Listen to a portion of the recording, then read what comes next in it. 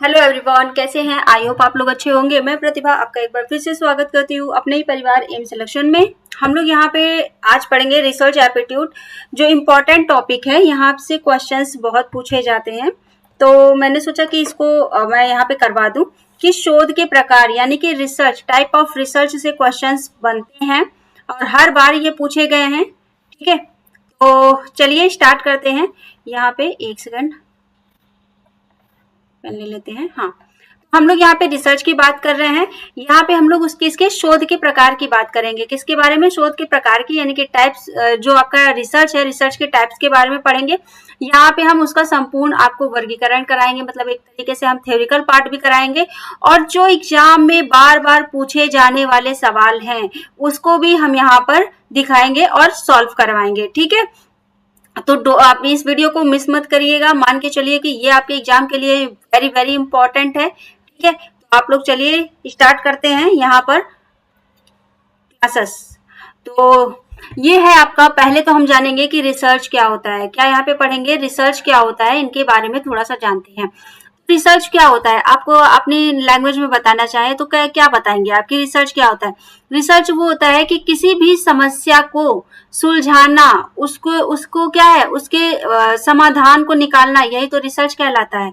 चाहे वो समस्या हो या कोई मतलब कोई भी ए टू जेड, कोई भी एक्स वाई जेड, या कह सकते हैं कि टॉपिक है, उस टॉपिक का जो है सोल्यूशन निकालना ही क्या कहलाता है? रिसर्च कहलाता है। ठीक है, देखते हैं यहाँ पर इसकी डेफिनेशन क्या कहती है यहाँ पे कि रिसर्च यानी कि रिसर्च एप्टीट्यूड यानी कि शोध अभिरुचि का अर्थ है कि किसी समस्या, विषय या घटना के बारे में वैज्ञानिक, व्यवस्थित और वस्तुनिष्ठ तरीके से ज्ञान प्राप्त करने और सत्य की खोज करने की क्षमता को एवं रुचि को ही क्या कहते हैं?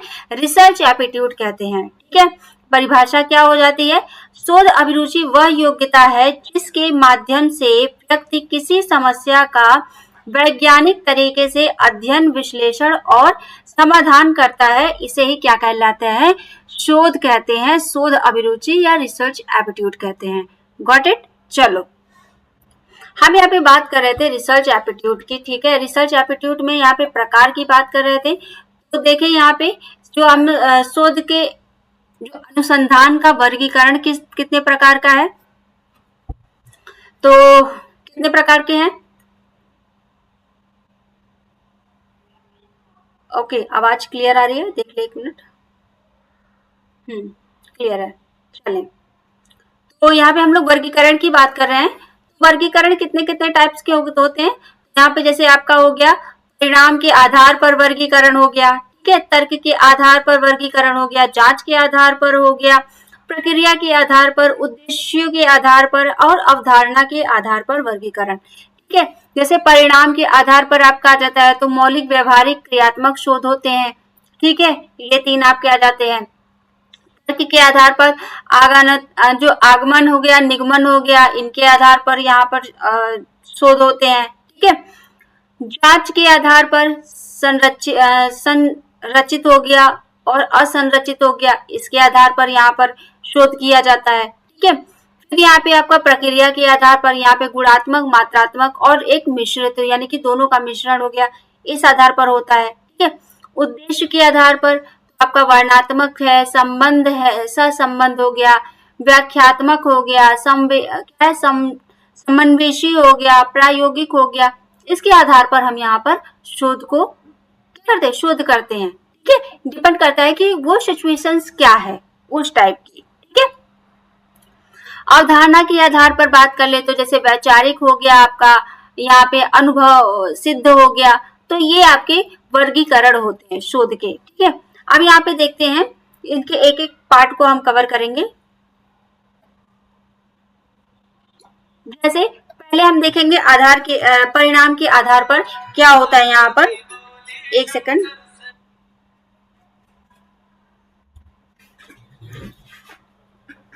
हेलो, हाँ बताइए।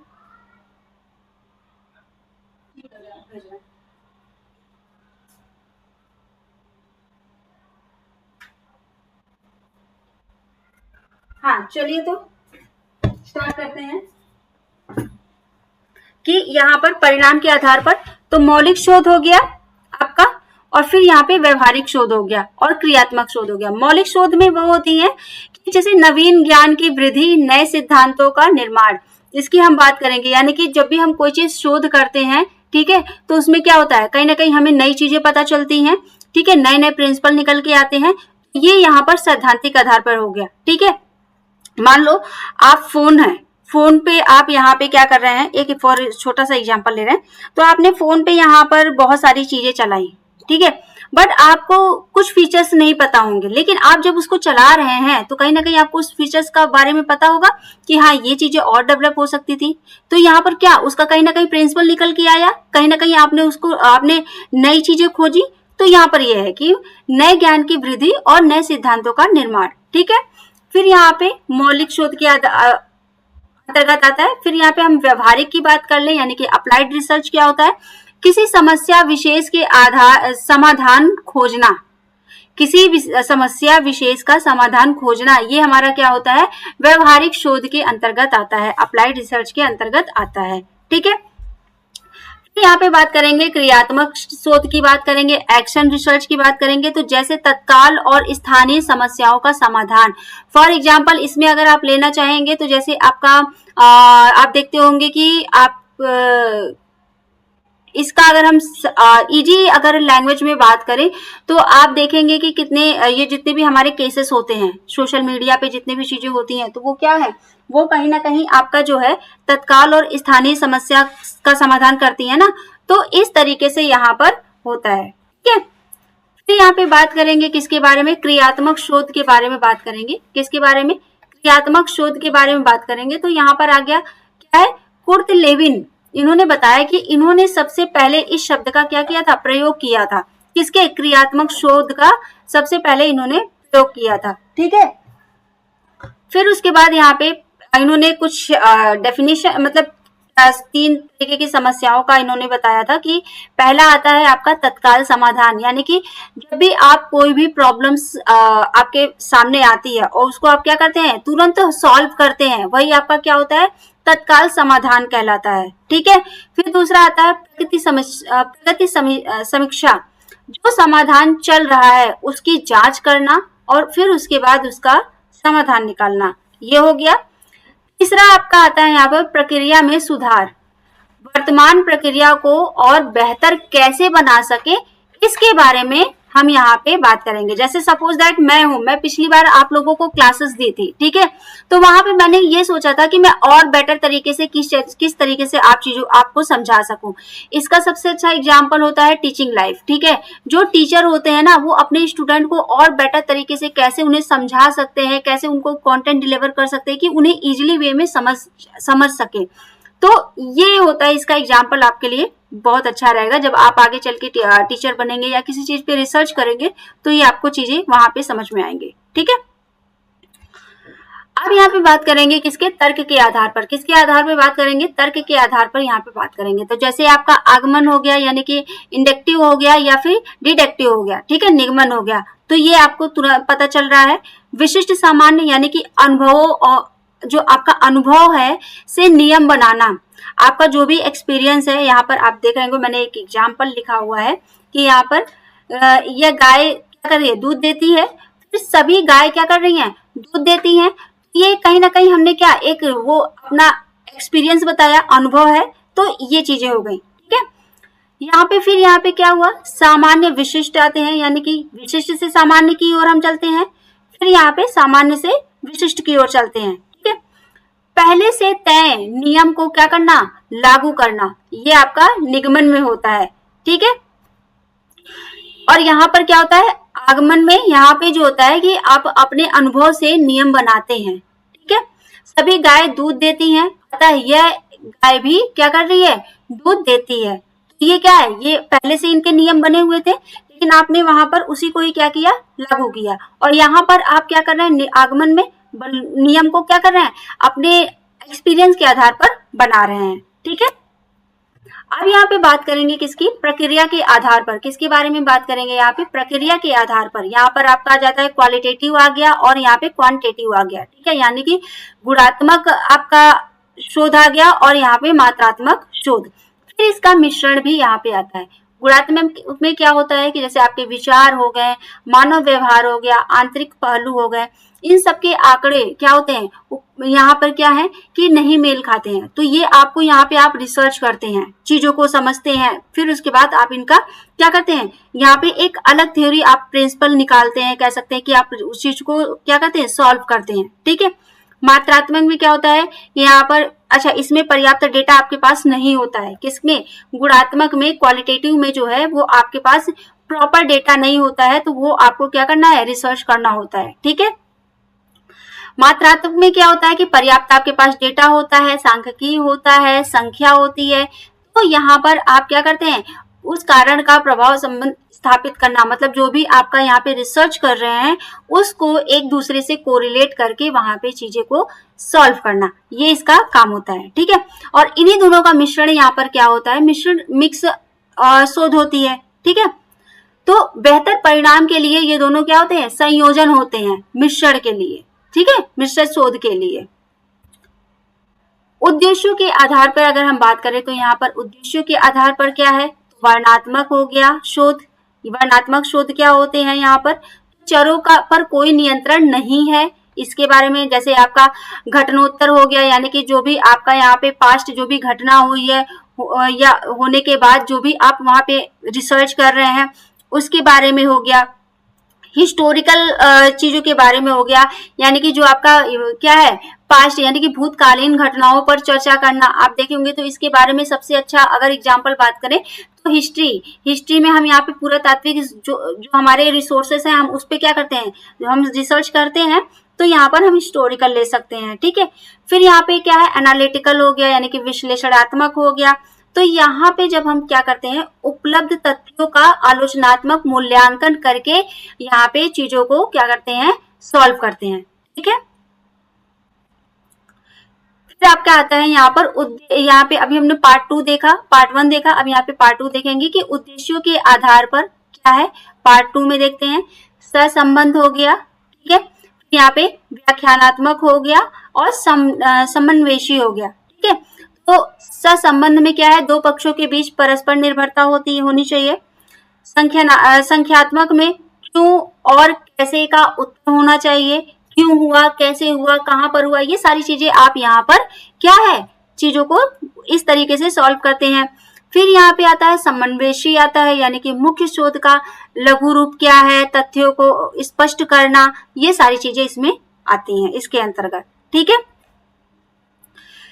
उद्देश्यों के आधार पर फिर यहाँ पे पार्ट 3 में आता है। तो इसमें क्या क्या होता है, जैसे आपका प्रायोगिक शोध हो गया, इसमें कारण और प्रभाव आपको पता होना चाहिए। ठीक है।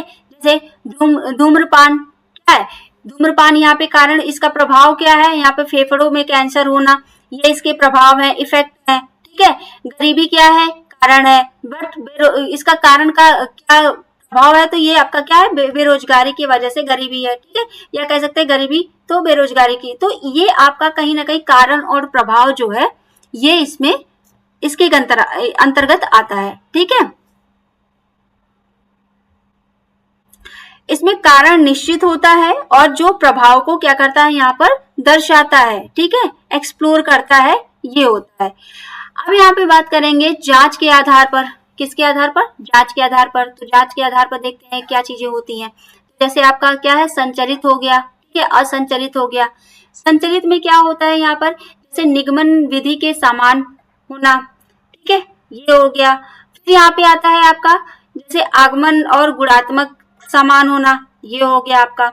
अवधारणा के आधार पर वैचारिक हो गया, अनुभव सिद्ध हो गया, यानी कि जो आपका वैचारिक है, दार्शनिकों और विचारों द्वारा नई अवधारणा प्रस्तुत करना।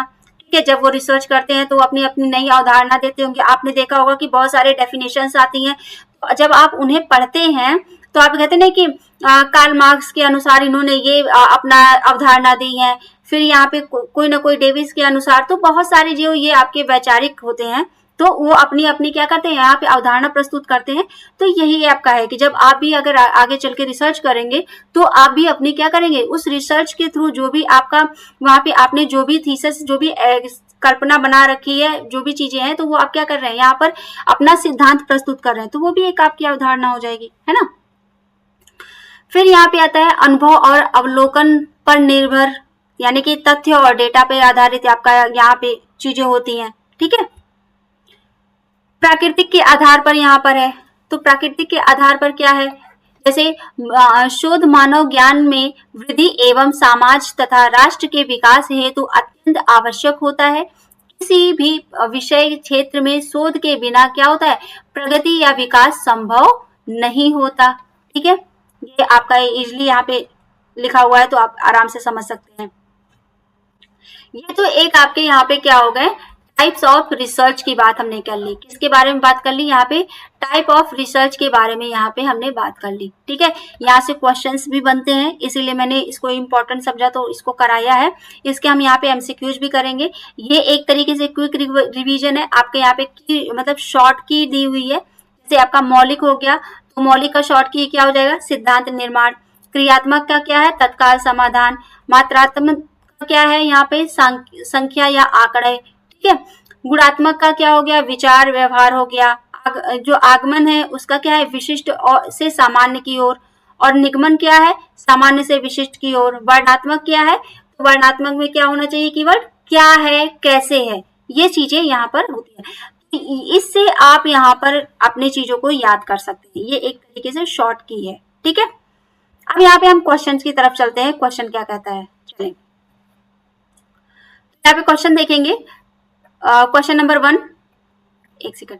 रिसर्च का मुख्य उद्देश्य क्या है, रिसर्च का मुख्य उद्देश्य क्या होता है, यहाँ पे नई जानकारी एवं ज्ञान का क्या करना, प्राप्त करना, ठीक है। ये क्या है, रिसर्च का मुख्य उद्देश्य होता है। क्वेश्चन नंबर यहाँ पे देखेंगे, एक सेकंड। क्लियर है, चलो फिर यहाँ पे देखेंगे शोध की प्रथम अवस्था क्या होती है। शोध की जो प्रथम अवस्था होती है वो क्या होती है, समस्या का चयन करना, सिलेक्शन ऑफ प्रॉब्लम्स। यहाँ पे आप प्रॉब्लम का क्या कर रहे हैं, सेलेक्ट कर रहे हैं, समस्या का चयन कर रहे हैं, ठीक है, ये होती है। फिर यहाँ पे आपका आता है परिकल्पना क्या होती है, हाइपोथेसिस क्या होती है, यहाँ पे आपको ये बताना है। तो ये क्या होती है, एक अस्थायी कथन होता है, ठीक है, टेंटेटिव जो आपका स्टेटमेंट होता है। क्वेश्चन नंबर 4 देखते हैं। क्वेश्चन नंबर 4 क्या है, यहाँ पर निम्न में से कौन सा शोध का प्रकार है, इसके बारे में आपको बताना है। तो यहाँ पर क्या हो जाएगा, जैसे आपका बेसिक रिसर्च हो गया, एक्सपेरिमेंटल रिसर्च हो गया, अप्लाइड रिसर्च हो गया, यानी कि ये सारे जो हैं सही हैं, ठीक है। इस तरीके से आपके पास एग्जाम में पूछ भी सकते हैं, तो आप चीजों को प्रिपेयर कर ले। क्रियात्मक शोध, एक्शन रिसर्च क्या उद्देश्य क्या है, यहाँ पे बताना है। तो क्या हो जाएगा, व्यवहारिक समस्या का समाधान करना, ठीक है, ये इसका आंसर हो जाएगा, ठीक। फिर यहाँ पे देखते हैं शोध में नमूना क्या होता है, यानी कि जो सैंपल होता है वो क्या होता है शोध में। तो क्या होता है, जनसंख्या का एक भाग है, क्या होता है, जनसंख्या का एक भाग होता है सैंपल, ठीक है। इसके बाद देखते हैं क्वेश्चन नंबर 7, जनसंख्या यानी कि पॉपुलेशन से क्या अभिप्राय है। तो यहाँ पर क्या हो जाएगा, अध्ययन की संपूर्ण इकाई क्या होती है, यहाँ पे जनसंख्या से अभिप्राय होता है, ठीक है। फिर यहाँ पे देखते हैं गुणात्मक शोध किस प्रकार आधारित होता है, इसके बारे में आपको बताना है। तो यहाँ पर अनुभव एवं विचार के आधार पर होता है, ठीक है। क्वेश्चन नंबर 9 देखते हैं मात्रात्मक शोध किस पर आधारित होता है, ये आपको बताना है। तो यहाँ पर किस पे होता है, न्यूमेरिकल डेटा पर होता है, ठीक है। संख्या वहां पे हमने पढ़ाया था ना सांख्यिकी, तो यहाँ पे न्यूमेरिकल डेटा पर होता है, ठीक है।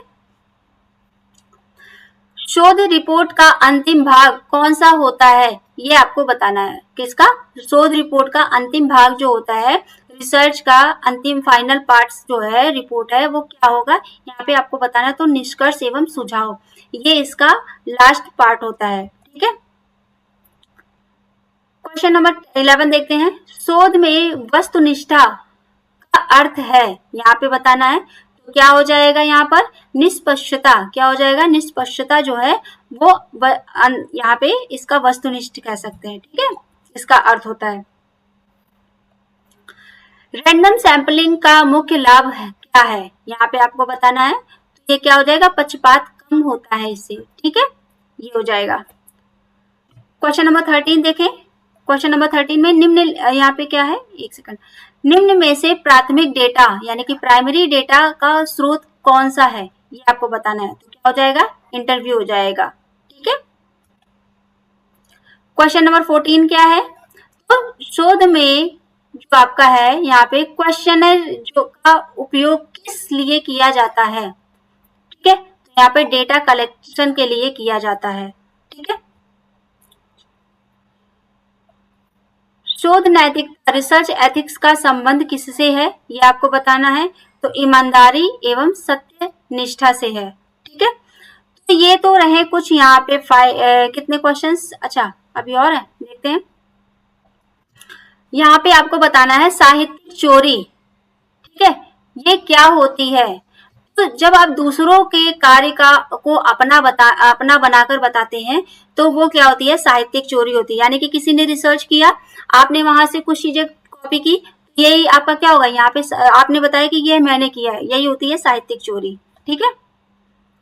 शोध में वेरिएबल का अर्थ होता है या अर्थ क्या है, ये बताना है। तो बदलने वाला तत्व जो है वो क्या होता है, वेरिएबल होता है। ठीक है। एक्सपेरिमेंटल रिसर्च में क्या किया जाता है, ये आपको बताना है। एक्सपेरिमेंटल रिसर्च में क्या किया जाता है, तो वेरिएबल को नियंत्रित किया जाता है। क्या किया जाता है, यहाँ पे वेरिएबल को नियंत्रित किया जाता है। ठीक है। देखते हैं क्वेश्चन नंबर 19, शोध की गुणवत्ता का प्रमुख संकेतक क्या है, ये आपको बताना है। तो यहाँ पर क्या हो जाएगा, यहाँ पे वैलिडिटी एंड आपका जो होती है रिवैलिडिटी होती है। ठीक है। ओके, फिर यहाँ पे देखते हैं कि आपका रिसर्च एप्टीट्यूड का मुख्य उद्देश्य क्या होता है, तो शोध कौशल और मूल्यांकन, ये होता है। ठीक है। ये कुछ हमने यहाँ पे 20 क्वेश्चंस कवर किए हैं। ये मुझे लगता है कि आपके एग्जाम के पॉइंट ऑफ व्यू से इम्पोर्टेंट था, तो मैंने यहाँ पे कवर कराया है। बाकी मैंने और भी रिसर्च एप्टीट्यूड के यहाँ पे क्वेश्चंस करा रखे हैं, पीवाईक्यूज भी हमने यहाँ पे सॉल्व कराया है। तो आप लोग जाके इस चैनल पे विजिट कर लें, और अभी तक अगर नए हैं तो चैनल को फॉलो कर लें, बेल आइकन को प्रेस कर लें। जो भी अपडेट है वो आप तक यहाँ पे अपडेट होती रहेगी। और आप लोगों का 22 तारीख से एग्जाम शुरू है। आज आपका यहाँ पे, तो आप लोग तैयारी जोरों शोरों से शुरू कर दीजिए, कुछ एक्स्ट्रा ना पढ़िएगा, जो भी है चीजों को बस रिवीजन करिएगा। ठीक है।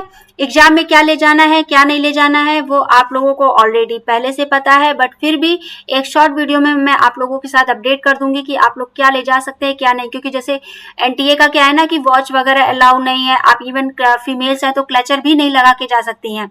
ठीक है। जो आपने गोल्ड वगैरह पहन रखा है तो वो भी आप घर पे ही निकाल के जाइएगा, क्योंकि वहां पे निकलवा दिया जाता है।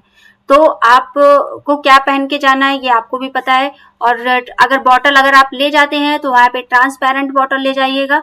ठीक है। तो चलिए, अगर आज के लिए इतना ही रखते हैं। Thank you very much.